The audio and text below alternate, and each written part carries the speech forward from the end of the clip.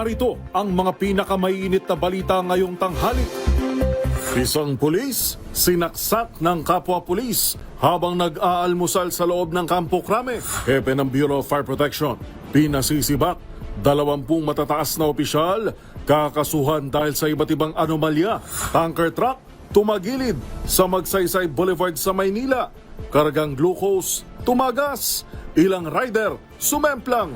Sa MBC TV correspondents, 8.8 milyong pisong halaga ng shabu nasabat sa Bacolod. Sa MBC TV Sports, Alex Ayala nagtala ng bagong career high ranking sa WTA. At sa Showbiz Patet, cast ng Charlie and the Chocolate Factory, the musical, may patikim sa kanilang show sa Hulyo.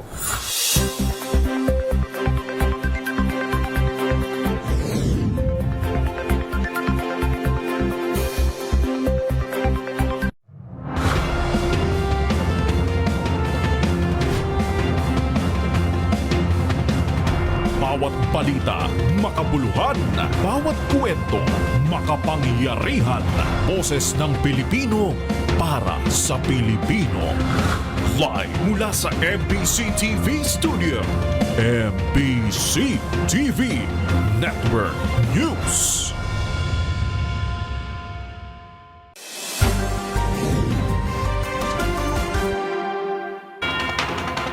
Pilipinas, una sa ating mga balita.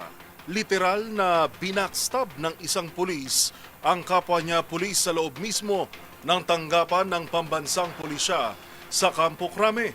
Ang biktima hindi na natapos pa ang kanyang almusal matapos saksakin ng kutsilyo ng kanyang kabaro sa likod. Ang pinakahuling detalye, ihatid live ni Edniel Parosa. Edniel. Yuel at Karen, sugatan itong isang pulis matapos saksakin ng kanyang kabaro sa loob ng Criminal Investigation and Detection Group Headquarters dito sa Campo Crame kaninang umaga. Nangyaring insidente habang naghahanda ang mga tauhan ng CIDG para sa nakatakdang preliminary investigation sa Quezon City kaninang alas 7:30. Nag-aalmusal o nag-aagahan itong mga pulis kasama ang restricted na tauhan ng Anti-Organized Crime Unit na si Police Executive Master Sergeant Eric Castro.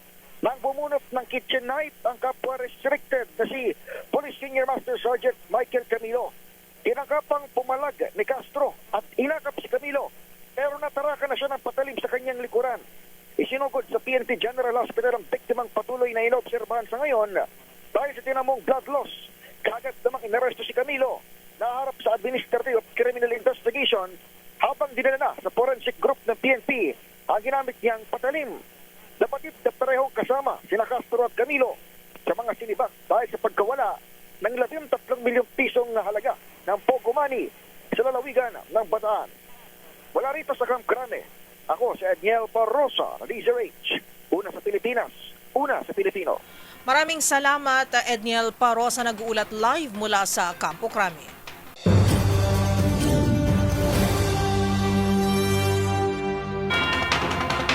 Na-hot seat ang Bureau of Fire Protection o BFP kasunod ng mga aligasyong kumukubra ito ng milyon-milyong piso mula sa mga overpriced equipment. Pagbubunyag ni Interior Secretary John Vic Remulla sa DZRH News sa tindi ng korupsyon sa BFP, mismong hepe pa raw nito ang nag-aalok ng kickback. Ang detalye sa exclusive report ni Kyle Bulyas. Pinakakorap na ahensya sa ilalim ng Department of Interior and Local Government. Yan ang bansag ni Secretary John Vic Remulla sa Bureau of Fire Protection. Sa panayam ng DZRH News, ibinunyag ni Remulla na umaabot sa 15 billion pesos ang nakukubra ng BFP kada taon. Inihalimbawa ni Remulla ang ininspeksyon nilang gusali sa Quezon City kung saan kinikikilan umano ito ng BFP ng 30 million pesos para lamang sa fire extinguishers at 70 million pesos para naman sa sprinkler system. Isa pa lang yun. Imagine mo ang 300,000 negosyo dito sa Metro Manila pa lang. Oo. Nandiyan, aabot mga 500,000 negosyo. Yung small, medium scale lang tinatamaan ng gusto dito eh. Hardware dyan, Yes. beauty salon dito, Oo. lahat yan. Law office dyan, papasok ang, para may occupancy permit kayo, papasok ang inspector. Sasabihin, ay, defective na ang ang fire extinguisher. Kailangan palitan nyo na. Pero kailangan gantong klase. Oo. Bibili kayo dito. Ang presyo nila times 2, times 3 Walang yan. kung bibili ka sa SM. Oo. Tapos hindi nila ibibigay yung occupancy permit, yung fire hazard permit, kung hindi ka kukuha sa kanila. Bukod pa umano ito sa overpriced na mga fire truck. Hindi na naitago ni Remulla ang kanyang inis nang isiwalat nito sa DZRH na mismo ang tanggapan ng fire chief ng BFP pa ang nag-alok sa kanya ng kickback para dito. Dito mo sa akin ang kapal na mukha ng hayop na Bureau Fire Chief natin. Dumaan ng tao niya sa kaibigan ko. Inoffer ako ng 1.5 million kada fire truck. Kwento ni Remulla, nangyari ito noong Desyembre ng nakaraang taon sa isang birthday party ng kanyang kaibigan. Pumunta siya. Biglang tinabi ng isang kanang kamay niya, yung barkada ko. Pare sabi ko, Chef, may 1.5 million siya kada truck. Walang yan, no? Oo. Hindi nyo pinusasan Hindi eh. ko magsasabi sa akin. Oo. Siyempre, nung isunod na araw, pinaliguan ko ng mura yung fire chief natin. Ay, sorry ha. Pero galit talaga ako, di ba? Tama, tinitigilan na nga natin yan eh. Tuloy pa rin sila. Ilan lamang ito sa mga dahilan kung bakit sinabi rin ni Remulla na mas kura pa ang BFP sa Philippine National Police. Dahil dito, sinabi ng kalihim na una nilang pakakasuhan ang unang 20 pinakamatataas na opisyal ng BFP dahil sa iba't ibang anomalya katulad ng bid rigging. Bukod dito, may rekomendasyon na rin aniya si Remulla para ipasibak sa pwesto ang hepe ng BFP na si Fire Director Jesus Piedad Fernandez. Para sa MBC TV Network News, ito si Kyle Bulias ng DZRH. Una sa Pilipinas, una sa Pilipino. Samantala, naglabas ng pahayag ang Bureau of Fire Protection o BFP sa mga naging pahayag ni DILG Secretary John Vic Remulla hinggil sa umano'y mga anomalya sa kagawaran sa programa Huyan kaninang umaga. Ayon sa BFP, kinikilala nila ang pahayag ng kalihim at ang mga aligasyon ng korupsyon na binanggit ay hindi lamang umano usapin ng numero kundi malinaw na paglabag sa tiwala ng publiko. Tiniyak naman ng BFP ang buong suporta sa proseso ng gagawing investigasyon.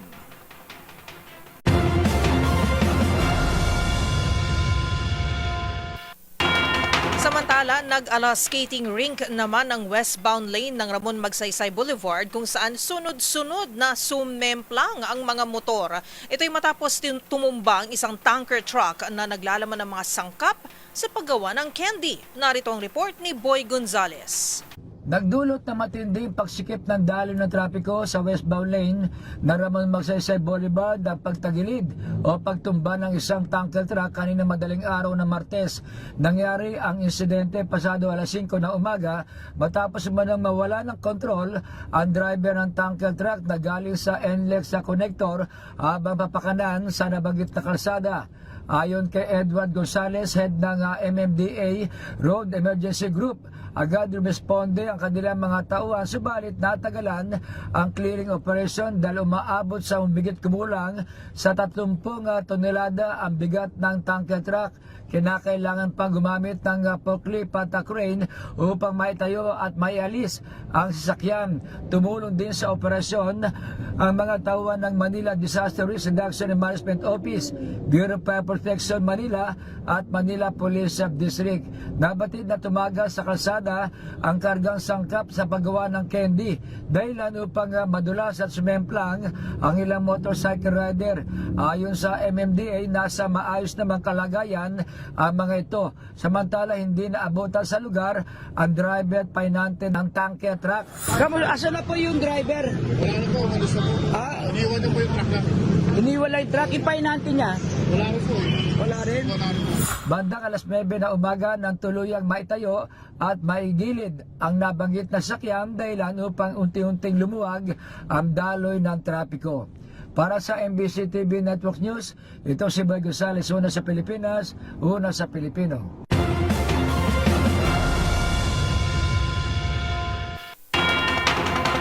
Samantala, hindi pa man nakababalik matapos suspindihin sa Kamara. Nagbabadya namang maharap sa kasong kriminal si Cavite 4th District Representative Kiko Barzaga. Kaugnay ito ng aligasyon ni Barzaga na tumanggap umano ng suhol ang dati nitong partido na National Unity Party para suportahan ang kandidatura ni dating House Speaker Martin Romualdez noong 2025 midterm elections. Tinutukan ni Milky Rigunan ang mga detalye. Magsasampa ng kaso sa korte ang National Unity Party laban sa kanilang dating miyembro na si Representative Kiko Barsaga ng 4th District ng Cavite. Ito ang kinumpirma ni House Deputy Speaker at Antipolo Representative Ronaldo Puno, chairman ng NUP. Ang magiging kaso ay base sa akusasyon ni Barsaga na tumanggap umano ng suhol ang mga miyembro ng NUP na tinawag ni Puno na baseless, reckless, and malicious. Sa alegasyon ni Barsaga, tumanggap umano ng suhol ang mga miyembro ng NUP mula sa bilyonaryong negosyante na si Enrique Razon para suportahan si dating House Speaker Martin Romualdez noong 2025 midterm elections. Depensa ni Puno, unopposed o walang kalaban si Romualdez na muling tumakbo ng 1st District ng Leyte at ang alegasyon ng suhol sa buong NUP ay hindi kailangang palagpasin. Dagdag pa ni Puno, kailangan na ang legal action laban kay Barsaga dahil unfair ang akusasyon sa buong NUP na partido ng kanyang yumaong ama na si Representative Elpidio Barsaga at dati rin siyang miyembro bago napatalsik. Ang NUP ang ikalawa sa pinakamalaking political party sa Kamara. Si Barsaga ay naharap sa 60-day suspension sa Kamara ng NUP rin ang nagsampa dahil sa reklamong disorderly conduct at disrespectful content sa kanyang mga SOCMED posts. Para sa MBC TV Network News, ako si Milky Rigunan, una sa Pilipinas, una sa Pilipino.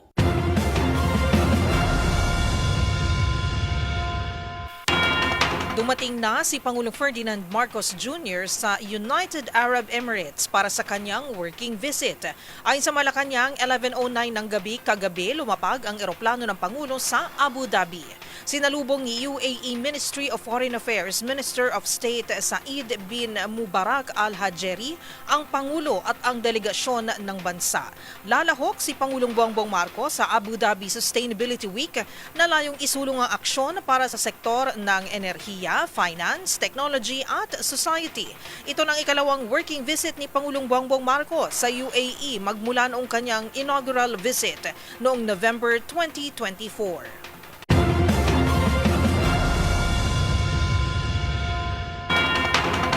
Wala umanong nakikitang sapat na dahilan ng Department of Health o DOH para magdeklara ng super flu outbreak sa bansa. Paliwanag ni Health Assistant Secretary Albert Domingo, maliban sa matagal nang mayroon ito, hindi naman ito kinakitaan ng malaking pagsipa sa kaso. Ang balitang yan sa pagtutok ni Rovic Manuel. Kasunod ng nadaragdagang kaso ng mga Pilipinong tinatamaan ng super flu sa Pilipinas, hindi umano ito dapat na ikabahala at dahilan para magdeklara ng outbreak. Ito ang sinabi ni Department of Health o DOH Assistant Secretary Albert Domingo sa panayam sa DZRH. Yan ay sa kabila ng pagtungtong sa 63 ang naitatalang kaso ng super flu sa bansa mula January 1 hanggang Disyembre ng 2025.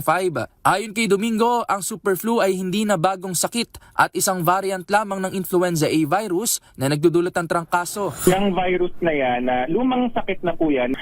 Lumang sakit ito, bagong pangalan.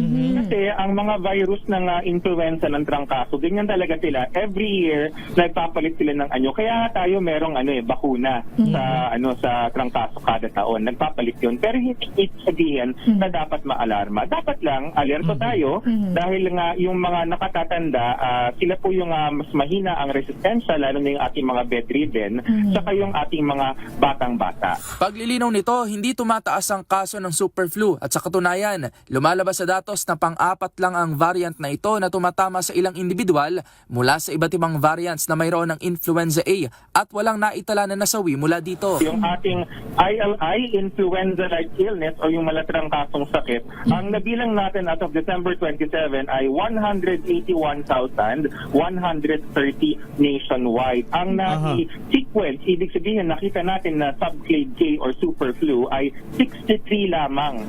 Ilan umano sa mga sintomas niyan ay walang pinag-iba sa pangkaraniwang trangkaso tulad ng ubo, sipon, lagnat at pananakit ng katawan. Sa madaling salita, ayon kay Domingo, walang dahilan para magdeklara ng outbreak sa super flu dahil walang malaking pagtaas ang naitatalang kaso dito. Dagdag pa ang seasonal flu na isa sa dahilan kung bakit maraming individual ang nagkakaroon ng sakit. Paalala ng DOH, ugaliin pa rin na maghugas ng kamay, magpahinga sa bahay kung sakaling makaramdam na ng sintomas, voluntary na pagsusot ng face mask kung kailangan, at kumain ng masustansyang pagkain dahil resistensya ng ating katawan ang nangungunang panlaban sa sakit na ito. Tiniyak naman ng kagawaran na may sapat silang ospital na patuloy na nagmamonitor sa kaso ng superflu. Para naman sa bakuna, maaaring makipag-ugnayan sa health centers ng bawat LGU, gayon din sa ilang bagong urgent care and ambulatory service o bukas centers o sa outpatients department ng DOH sa buong Pilipinas. Para sa MBC TV Network News, ito si Rovic Manuel ng DZRH TV. Una sa Pilipinas, una sa Pilipino.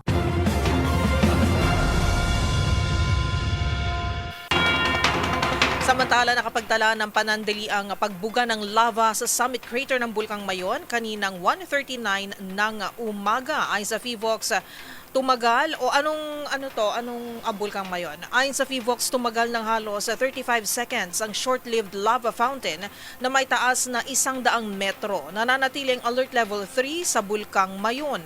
Samantala, sa datos ng Department of Social Welfare and Development, aabot na sa higit 5,300 na family food packs ang naipamahagi sa mga apektadong residente na lumikas dahil sa pag-aalburuto ng bulkan. Higit 1,000 naman ang ready-to-eat food habang halos 2,300 ang non-food items.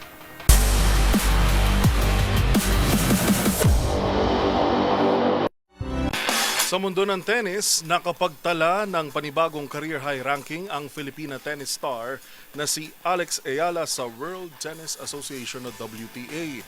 Mula sa number 53, umangat ang 2025 SEA Games gold medalist sa number 49. Ang mga detalye sa report ni Matchpoint, Mili Borja.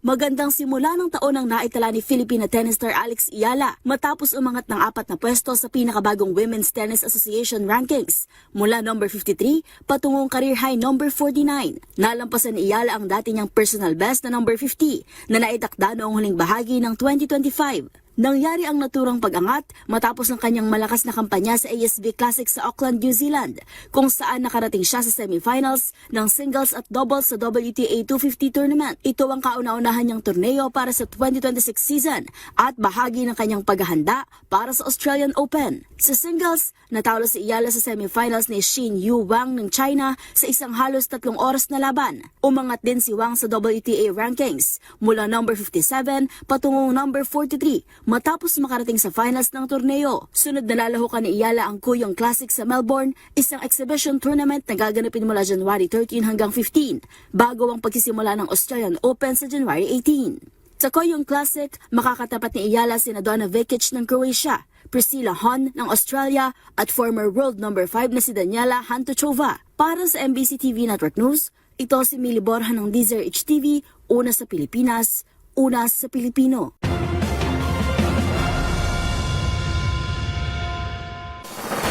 Narito mga balitang dapat ninyong abangan. Bilang ng casualties sa landslide sa Cebu, umakyat na sa 11. Sa MBC TV Global death toll sa protesta sa Iran, pumalo na sa higit 600. Estados Unidos naglabas ng babala. At sa showbiz spotted, blockbuster Netflix hit na K-pop Demon Hunters humakot ng parangal sa Golden Globes. Lahat ng yan sa pagbabalik ng MBC TV Network News.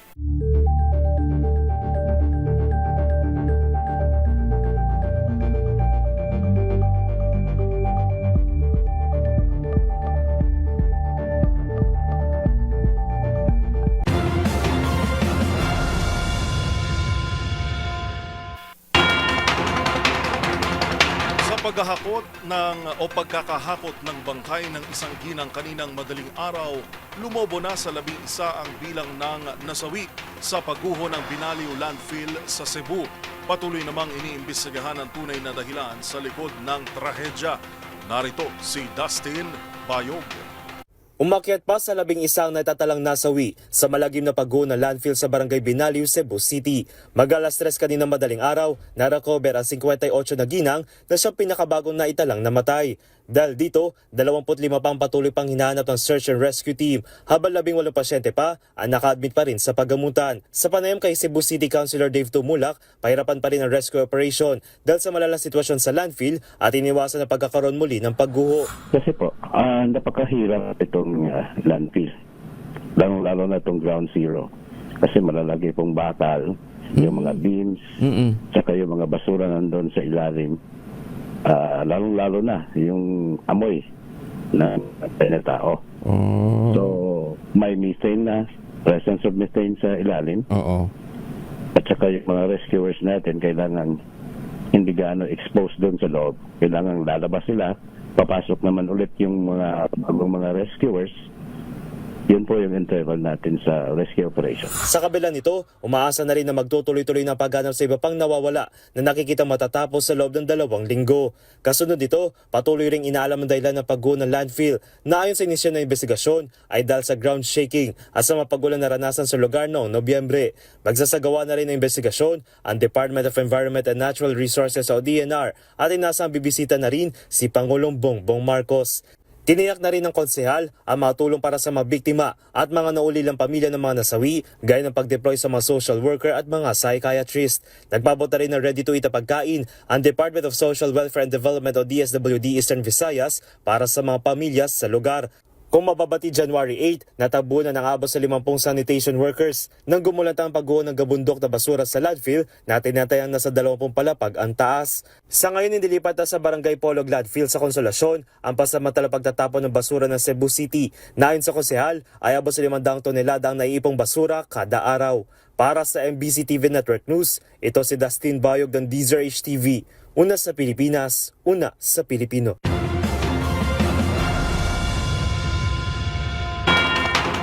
Umarangkada na ang forensic examination sa mga nasabat na luxury cars ni Zaldeco na posible umanong maging susi sa iba pa nitong mga naging aktibidad bago pumutok ang flood control scandal. Pinaghahanap naman ang 10 pang iba pang sasakyan na pinaniniwala ang konektado rito. Nagbabalik si Edniel Parosa. Sinimulan na ng Highway Patrol Group ang forensic examination sa kinumpiskang luxury cars ni dating Congressman Zaldeco na ipinarada muna sa compound ng Independent Commission for Infrastructure sa Taguig. Ayon kay PNP-HPG Director, Police Brigadier General Hansel Maramtan, aalamin ng otoridad kung nag-ingap ng kontrabando ang mga sasakyan bilang bahagi ng tinawag na mas malalim na investigasyon sa mga aktibidad ng former party list representative. Sa kabuuan, 12 sasakyan ang nasa pansamantalang pag-iingap ng ICI. Walang subject ng search warrant ng Bureau of Customs dahil sa kakulangan ng dokumento at atraso sa buwis at 4 pang nakitaan ng alarma sa Land Transportation Office. 2 pang naiwan sa sinalakay na property ni Ko sa BGC dahil hindi pa umano mapaandar na HPG. Pero pag-ubunyag ni Maramtan sa Campo Crame, 10 pang sasakyan ang kanilang hinahanap na maaaring konektado sa dating kongresista. Nakatanggap na umano ng surrender failures sa mga pulis mula sa ilang may hawak ng mga ito. Kaya binalaan ni Maramtan ang iba pang nagtatago ng naturang mga sasakyan. 10 pa yung yun nasa listahan ng highway pa. Yun ang hinahanap namin. Kaya nakikiusap kami sa mga drivers. Surrenderin nyo na yan. Baka abutan pa sa inyo. Hindi rin naman ninyo magagamit yan dahil huli hindi naman kayo sa kalsada. At hindi rin naman ninyo may ibebenta yan. Pag inabutan pa sa inyo, kayo pa ang mananagot.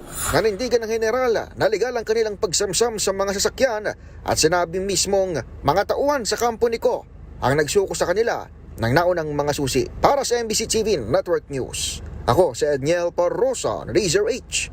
Una sa Pilipinas, una sa Pilipino.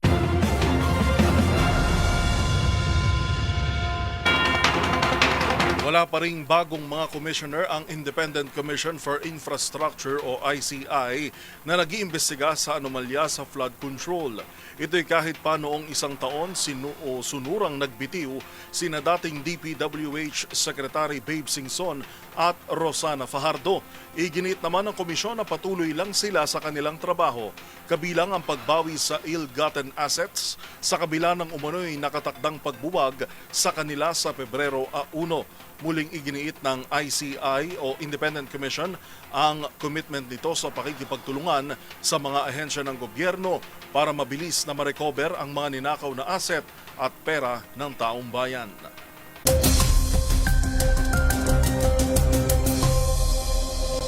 Sa kalagayan ng ating panahon, posible umanong Mamuo ang unang bagyo ng 2026 ngayong linggo. Sa forecast track ng Pag-asa, maaring mamuo ang low pressure area sa bahagi ng Eastern Visayas, Caraga Region at Bicol Region, kung saan mataas ang tsansa nito na maging isang bagyo na papangalanang Ada. Bagaman wala pang LPA, makararanas pa rin ang mga pag-ulan ng ilang bahagi ng bansa dulot pa rin ng umiiral na shear line at amihan. Apektado ng shear line ng Cagayan, Isabela at Aurora, habang amihan ang makaaapekto sa nalalabing bahagi ng Northern Luzon, kabilang ang Ilocos Region at Central Luzon. Muli namang umiiral ang Intertropical Convergence Zone o ITCZ sa Southern Mindanao, kung saan uulanin din ang Davao Region. Para sa nalalabing bahagi ng bansa, localized thunderstorms ang maaring maranasan dahil naman sa easterlies.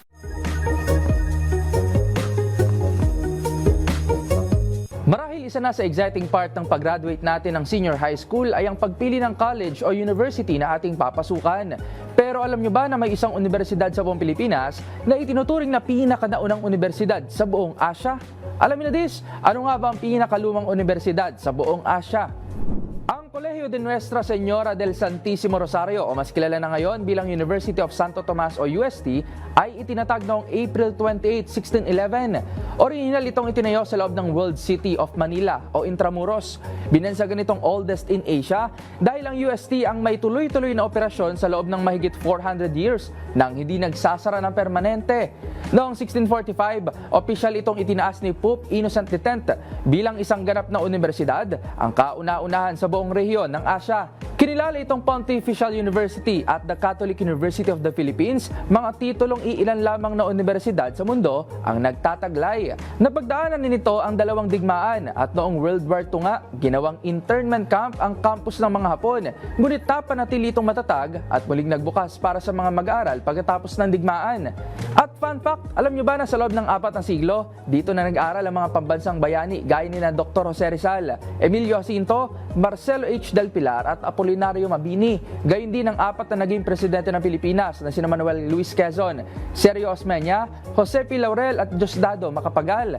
At nabisita na rin ng UST ng 3 Santo Papa tulad ni na Pope Paul VI, Pope John Paul II at ni Pope Francis. Tandaan, mas makulay ang mundo kung alam mo ang hiwaga sa pag-ikot nito. Ako po si Rovic Manuel, nagpapaalalang sa kaalaman ay walang labis, magsaliksik para siguradong alam na this.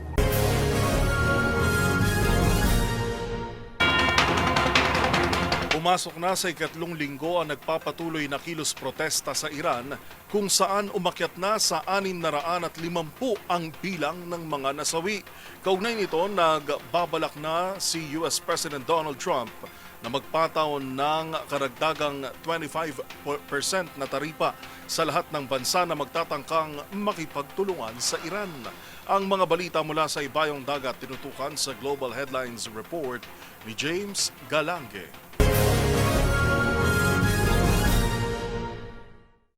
Balita mula sa Iran. Umakyat na sa 650 katao ang bilang ng mga nasawi sa nagpapatuloy na madugong kilos protesta sa pagitan ng mga pro at anti-government ng nasabing bansa. Ito ay dahil sa umano'y malawakang korupsyon at maling pamamahala ng mga Iranian theocratic leaders o yung mga lider ng relihiyon ang may hawak ng kapangyarihan. Kung saan kahapon lang ay pumasok na sa ikatlong linggo ang nasabing crackdown at maaaring isa sa mga pinakamatagal sa kasaysayan ng Iran, kung saan napilitan na rin ang kanilang pamahalaan na pansamantalang putulin muna ang lahat ng linya ng komunikasyon gaya ng internet at mobile phone signals. Samantala, nasa kustodiyo naman na ng mga otoridad ang suspect sa pagsagasa ng isang grupo ng mga demonstrador na siyang naging sanhiri ng pagkamatay ng ilang katao. Sa kaugnay na balita, nagsalita na rin si US President Donald Trump ukol sa nagpapatuloy na violent protest sa Iran kung saan binabalak na rin ng kanyang administrasyon na manghimasok. Ayon kay Trump, papatawan niya ng 25% na taripa ang anumang bansa na may pagkalakalan o may pagtulungan sa Iran kabilang ng lahat ng uri ng produktong inaangkat papasok ng Amerika. Ito ay para masalong ipresyo ang gobyerno ng Iran ukol sa nagpapatuloy na marahas na crackdown sa kanilang bansa. Habang sa pahayag naman ni White House Press Secretary Caroline Leavitt, ikinokonsidera rin ng Trump administration na magpakawala ng airstrike sa Tehran para pahupain ang nasabing kaguluhan. At yan naman nakalap nating balita mula sa bitibang panig ng mundo. Para sa MBC TV Network News, ito si James Galange ng DZRH TV, una sa Pilipinas, una sa Pilipino.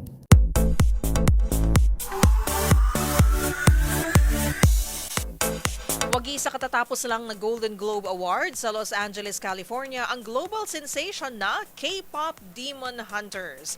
Ang dalawang parangal na nasungkit ng hit South Korean fantasy adventure film sa report ni Showbiz Angel.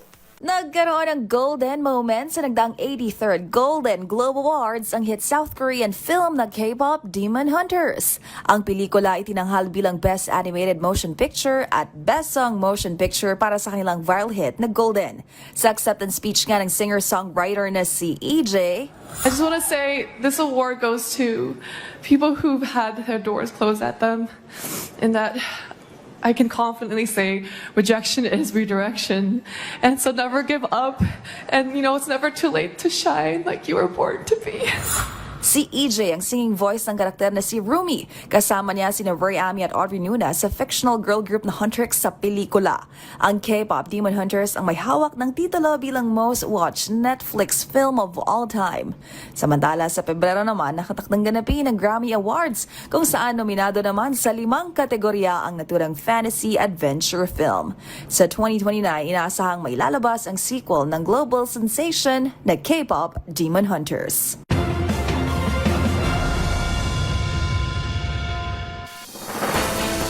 Abangan sa aming pagbabalik, bangkay ng babaeng pinatay ng kanyang live-in partner sa Amerika, naiuwi na sa Pangasinan. Sa MBC TV Sports, paglipat ni Aiza Maizo Pontillas sa Galleries Tower at iba pang balasahan ng PVL teams nagpapatuloy.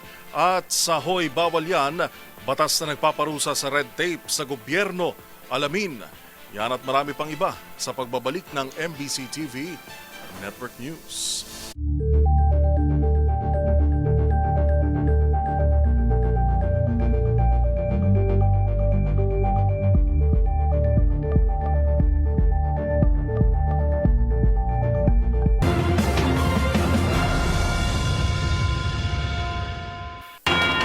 Sa harap ng gabundok na basurang kinakaharap ng Pilipinas, hinimok ni Senator Loren Legarda ang bawat Pilipino na makiisa at maging bahagi ng solusyon. Gate ng mambabatas, hindi lang baha ang pinalalala ng krisis sa basura, kundi maging ang banta sa kalusugan ng publiko. Magbabalita si Raymond Dadpaas. Responsibilidad ng bawat Pilipino ang pagtugon sa lumalalang krisis ng basura sa bansa. Ito ang paniniwala ni Senador Loren Legarda kasabay ng pangihimok sa lahat na makiisa sa paggunita sa National Zero Waste Month ngayong Enero. Sabi ni Legarda, kailangan ng nagkakaisang pagkilos ng mamamayan at mga kinaukulang institusyon upang pangalagaan ang ating kalikasan at ang kinabukasan ng susunod na henerasyon. Para sa Senador, nakababahalang datos mula sa What a Waste Global Database Report ng World Bank noong 2025 kung saan ika-27 ang Pilipinas sa 50 bansang may pinakamalaking nalilikom na municipal solid waste na umaabot sa 14.6 milyong tonelada kada taon. Malaking bahagi nito ay plastic at nagbabalang mga eksperto na ang patuloy na pagdami ng basura ay nagbabanta sa kalusugan ng publiko, katatagan ng mga lungsod at mga pagsisikap ng bansa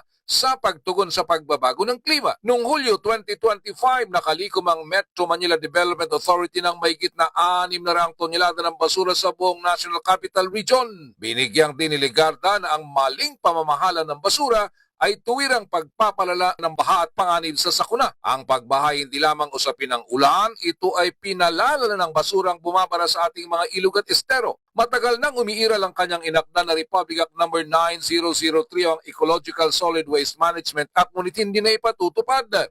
Inatasan ng batas ang paghiwalay ng basura o waste segregation, yung nabubulok at di nabubulok, pagtatatag ng materials recovery facility sa bawat barangay, at pagbawas ng basura sa pagitan ng pag-recycle at composting. Habang ang Republic Act No. 11898 o ang Extended Producer Responsibility Act of 2022 ay inatasan ng mga manufacturers na mag-recycle ng plastic packaging waste. Ngayong ika-20 Kongreso ay sinusulong ni Legarda ang Magna Carta of Waste Workers na naglalayong i-standardize ang kondisyon sa trabaho, palawakin ang social protection at kilalanin ang mga waste workers bilang mahalagang katuwang sa pamamahala ng kalikasan. Para sa MBC TV Network News, ito si Raymond Dadpaas ng DZRH, una sa Pilipinas, una sa Pilipino.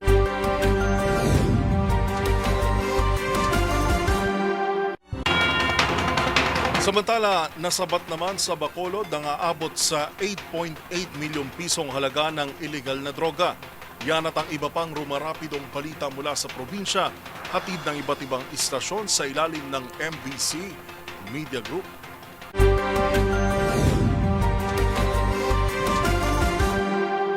Umabot sa mahigit 8.8 million pesos na halaga ng umano'y sabuang na recover ng Bacolod City Drug Enforcement Unit o CDEU sa dalawang mga suspect na naaresto sa drug buy-bust operation sa Camilla Subdivision, Barangay Mandalagan, lungsod ng Bacolod kagabi. Ang mga naaresto kinilala na si Rimar Obidos, 53 anyos, residente ng nasabing lugar at kinukonsiderang high-value individual o HBI ng Bacolod City Anti-Drug Abuse Council, at Anthony Totor, 46 anyos, residente ng Purok Paraiso, Barangay Hilamunan, lungsod ng Kabangkalan, Negros Occidental. Na-recover sa dalawang suspect ang 1.3 kilograms ng umano'y shabu na mayroong standard drug price na umabot sa 8,840,000 pesos. Ayon kay Lieutenant Colonel Antonio Benitez Jr., Bacolod CDEU head, ang mga na-recover na mga suspected shabu kung saan posibleng isusupply sa Sinulog Festival sa lungsod ng Kabangkalan, Negros Occidental. Dagdag pa ni Benitez, posibleng mayroong kasamahan sina Obidos at Tutor na mag-operate ng illegal na droga sa lungsod ng Bacolod at Kabangkalan City. Para sa MBC TV Network News, ito si RH46 Rex Cantong, una sa Pilipinas, una sa Pilipino. Bangkay ng dalagang pinaslang ng live-in partner niya sa Amerika na iuwi na sa Orbis, Tondo, Pangasinan. Pinaglalamayan na ngayon sa kanilang tahanan sa Barangay Doplac, Orbis, Tondo, Pangasinan ang mga labi ng biktima na si Irma Peralta Valerio na nasawi sa kamay ng kanyang kinakasama sa Vallejo, California noong nakarang December 10, 2025. Ayon sa pamilya Valerio, si Irma ang nag-iisang babae sa 5 magkakapatid at siya lamang ang breadwinner sa pamilya. Naiuwi umanong bangkay ng dalaga sa tulong ng kanyang mga katrabaho. 2019 nang magtungo sa bansang Amerika si Irma, baon ng pangarap na may angat ang buhay ng kanyang iniwang pamilya. Subalit makalipas ang 6 na taon, dumating ang malaking dagok sa buhay ng pamilya Valerio nang mapaslang si Irma ng kanyang kinakasama. Makalipas ang 2 araw na pagkapaslang sa dalaga, naaresto ng suspect na ngayon nasa kustudiya ng Vallejos authorities. Nakatakdang natin sa huling hantungan ng mga labi ni Irma Valerio sa January 15, araw ng Huwebes. Para sa MBC TV Network News, ito si Freddy Pajardo, Aristar, una sa Pilipinas, una sa Pilipino. Dalawang aktibong miyembro ng New People's Army sa probinsyang magkasabay na sumurinder sa magkahiwalay na headquarters sa lalawigan ng Norte Samar. Isa sa mga NPA na sumuko ay sa Silvino Lubos Municipal Police Station. Nakilala ito sa kanyang alias na si John, 36 na taong gulang, isa itong magsasaka at residente ng bayan ng Silvino Lubos. Dati itong hawak ng kanilang leader na nakilalang si alias Dudo. Samantalang isa pang New People's Army ay doon naman sumuko sa 2nd Northern Samar Provincial Mobile First Company. Ayon naman sa ulat ng PNP, kinilala ito sa kanyang alias na si Jason, 41 taong gulang, isa ring magsasaka at residente rin ng kaparehong lugar sa bayan ng Silvino Lubos. At napag-alaman na ito ay hawak pa rin ng kanilang leader na nakilala na si alias Dudo. Nagpahayag ang dalawa ng kanilang suporta sa programa ng pamalaan. Dadaan pa ang mga ito sa mga tactical interview at iba pang mga interventions bago tanggapin ang nakalaang benepisyo mula sa Comprehensive Local Integration Program ang tinatawag na ICLI. Mula sa NBC TV Network News, RH34 Shane, galit bantayan ng DZRH. Una sa Pilipinas, una sa Pilipino. Arestado ng Malalag Municipal Police Station ang isang lalaking kabilang sa talaan ng most wanted person matapos may patupad ang warrant of arrest kaugnay sa kasong droga bandang alas 12 ng tanghali, Enero 12, 2026 sa Purok 3, Barangay Lapu-Lapu, Malalag, Davao del Sur. Kinilala ng kapulisan ng suspect na si alias Faisal, 41 anyos, isang construction worker at residente ng Purok 12, Tinagakan, General Santos City. Isinagawa ang pag-aresto ng tracker team ng Malalag MPS sa panguna ni Police Captain Maricar Utok, katuwang ang Malungon MPS, Regional Special Operation Group ng PRO-12, Police Intelligence Unit ng Sarangani at 1104th Regional Mobile Force Battalion. Ang warrant of arrest ay inisyu ng RTC Branch 55 General Santos City kaugnay ng paglabag sa Republic Act 9165 o Comprehensive Dangerous Drugs Act of 2002, particular sa Section 11 o Illegal Possession of Dangerous Drugs na may nirekomendang piyansa na 200,000 pesos. Sa kasalukuyan, nasa kustodiya ng Malungon Municipal Police Station ang suspek para sa wastong disposisyon ng kaso. Para sa MBC TV Network News, ito si June Suter, una sa Pilipinas, una sa Pilipino.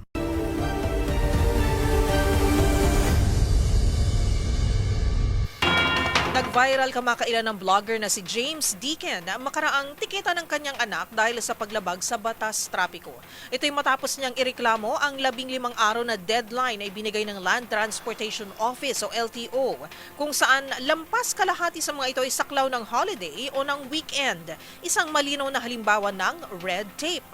Ang batas na nagbabawal dito, alamin sa report ni Rose Babiera.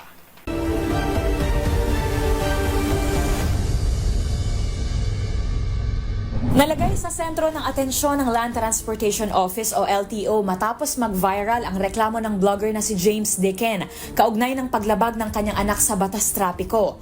Reklamo ni Deacon 15 araw ang ibinigay sa kanila ng ahensya upang resolbahin ang kaso. Pero higit sa kalahati nito ay saklaw ng weekend at holidays, bagay na nagpahirap at nagpatagal ng aniya ng proseso. Saklaw ito ng Republic Act No. 11032 o ang Ease of Doing Business and Efficient Government Service Delivery Act of 2018, ang batas na siyang nag-amyenda sa Anti-Red Tape Act of 2007. Layo ng batas na pasimplihin ang government transactions, na magtakda ng processing period, mag-automate ng extension ng anumang permit o lisensya, at magparusa sa kapabayaan sa trabaho ng mga nasa gobyerno. Nilikha rin ito ang Anti-Red Tape Authority o ARTA na siyang nagmomonitor sa pagtalima ng mga ahensya ng pamahalaan. Ang reklamo ni Deacon, pasok sa Section 21 Clauses B at G ng naturang batas, kung saan pinasususumite ang kanyang anak ng mga dokumento na hindi naman nakasaad sa Citizens Charter. Gayun din ang napakaikling panahon para tugunan ito, nalabas naman sa kanilang kontrol. Ang sino mang lalabag sa batas na ito ay posibleng patawan ng 6 na buwang suspensyon sa unang pagkakasala. Sa ikaliwa at huling offense, kasong administratibo at kriminal na ang haharapin ng opisyal na may kasamang habang buhay na ban sa public office, pagkakatanggal ng retirement benefits at kulong na 1 hanggang 6 na taon. May kasama rin itong multa na hindi lalampas sa 2 milyong piso. Kung mayroon pa kayong nahuling ipinagbabawal na akto o kaya naman ay mayroon kayong reklamo, itag nyo kami sa DZRH. Hoy! Bawal yan!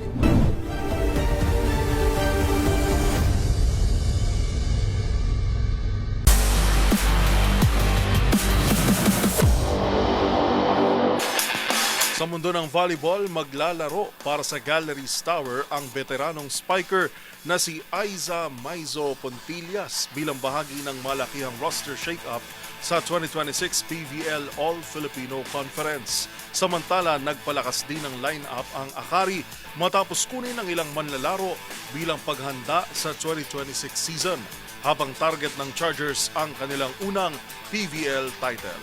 Narito si Matchpoint, Mini Borja. Matapos bitawan ang mayorya ng kanilang dating roster, kinuha ng Galleries Tower ang veteranong spiker na si Aiza Maizo Pontillas bilang paghahanda sa 2026 PVL All-Filipino Conference. Opisyal na inununsyo ng High Risers noong Lunes ang pagdating ni Maizo Pontillas bilang bahagi ng malakihang roster shake-up na nagresulta na sa pag-aalis ng 13 na players. Si Maizo Pontillas, isang decorated opposite spiker, ay 3 taon nang naglaro sa Petrogas bago i-anunsyo ng Angels ang kanilang leave of absence mula sa liga. Sa edad na 37, makikisama si Maizo Pontillas sa mga natitirang manlalaro ng Galleries Tower na sina Julia Coronel, Jane Asis, Winnie Bedanya at Rosel Baliton, habang hangad na kupunan na makaangat mula sa magkasunod na huling pwesto noong nakaraang taon. Bukod kay Maizo Pontillas, nauna na ring inanunsyo ng Galleries Tower ang pagkuha kay na Blove Barbon, Erica Raagas, Juju Angeles, Dolly Versosa, Camille Victoria, Erica Deloria, Shar Ancheta at Shola Alvarez. Samantala, naghahanda rin ang Akari para sa 2026 PVL season matapos pumirma ni na Jack Carandang, Jean Soreño at Judith Abil. Inaasahang pupunan ng mga bagong rekrut ang naiwang puwang ni na Camille Victoria, Ezra Madrigal at Erica Ragaas na kamakailan lamang ay binitawan ng kupunan. Sina Carandang at Sureño ay dating kasapi ng Cherry Tigo at inaasahang magdadala ng karanasan sa Akari, lalo na sa frontcourt kasama sina Fifi Sharma at Sed Domingo. Si Sureño naman ay magdaragdag ng lalim sa wing spikers ng Chargers kasama sina Gretchel Soltones, Faith Nisperos, Chini Tagaod at Ivy Lacsina. Magdadagdag din si Abil ng option sa koponan matapos tapusin ang kanyang pananatili sa Signal kung saan siya naglaro bilang spiker at libero. Sa bagong anyo ng kanilang lineup, target ng Akari na makamit ang kanilang unang PVL title matapos ang isang runner-up finish at 2 third-place finishes sa mga nakaraang conference. At yan ang mga latest updates sa mundo ng sports. Para sa MBC TV Network News, ito si Mili Borja ng DZRH TV, una sa Pilipinas, una sa Pilipino.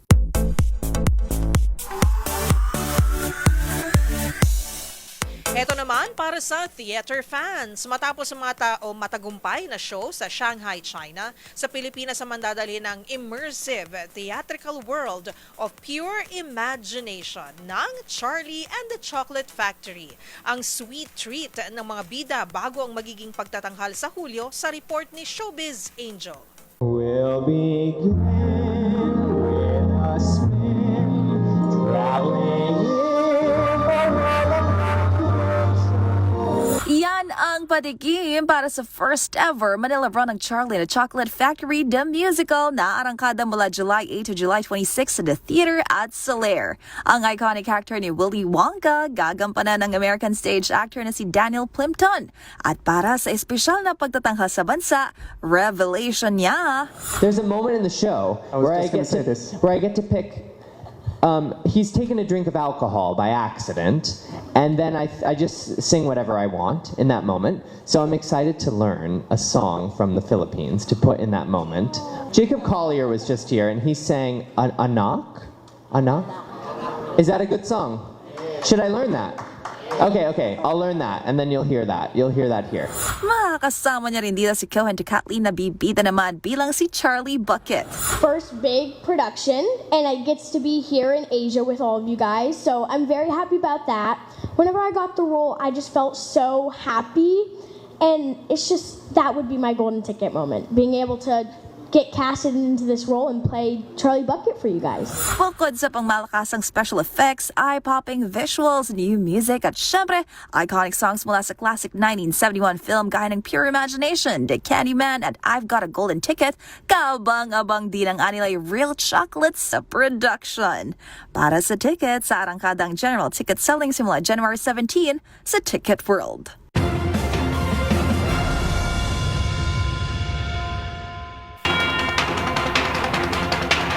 At yan po ang mga balitang aming nakalap ngayong araw ng Martes. Ito po si Yuel Reyes. At ako naman po si Karen Oyong. Magkita-kita tayong muli bukas araw ng Miyerkules para sa mga balitang makabuluhan, mga kwentong makapangyarihan. Hatid ang boses ng Pilipino para sa Pilipino. Ito ang MBC TV Network News. Una sa Pilipinas, una sa Pilipino.